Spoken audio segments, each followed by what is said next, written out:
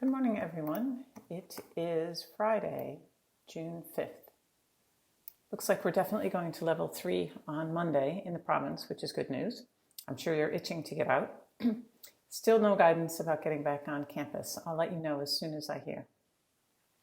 Once we go to level 3, I'm going to cut these videos down to twice a week on Monday and Friday. I don't have that much to update you on day to day, and hopefully most of my work will go back to the routine work that I've always done.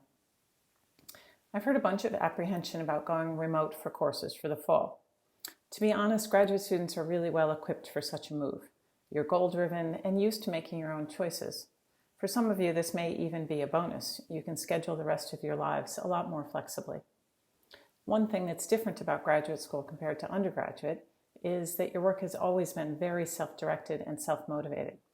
I remember my first week of graduate school, I sat at my desk and wondered what I was supposed to be doing. Played with the pencils, got my email account working, but I didn't really know what I was supposed to be doing. I only had 3 courses. I didn't have an outside job for the first time in, 10 years or so.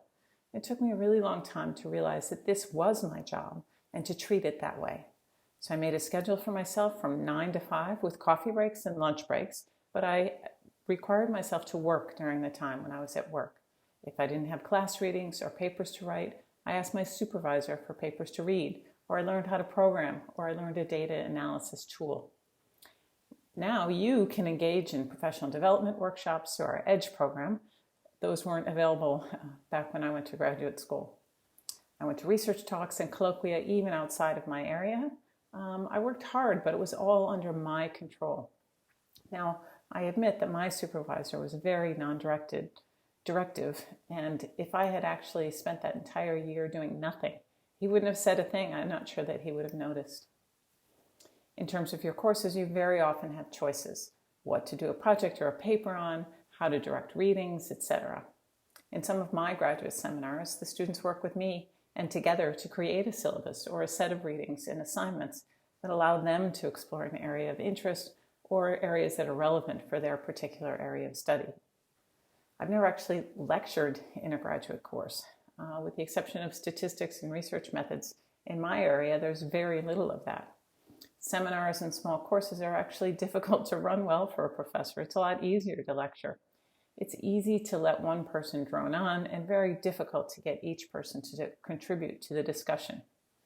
So we often make up rules to force everyone to be part of the discussion. We give control of the class to one person or another. We ask everyone to submit discussion questions, etc. I imagine your instructors will ask similar things of you in the fall. I do want to stress that this is going to be something new for your instructors as well, and that they will be trying some things for the first time. And some of them will work and some will not.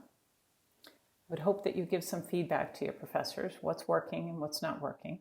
I also think that you should share with them your hopes and your fears. If you're worried about time zones or Zoom fatigue or anything like that, please let them know, and maybe you can work something out. I've actually been turning my camera off a lot in meetings. It helps me concentrate on the conversation rather than what my facial expression is like.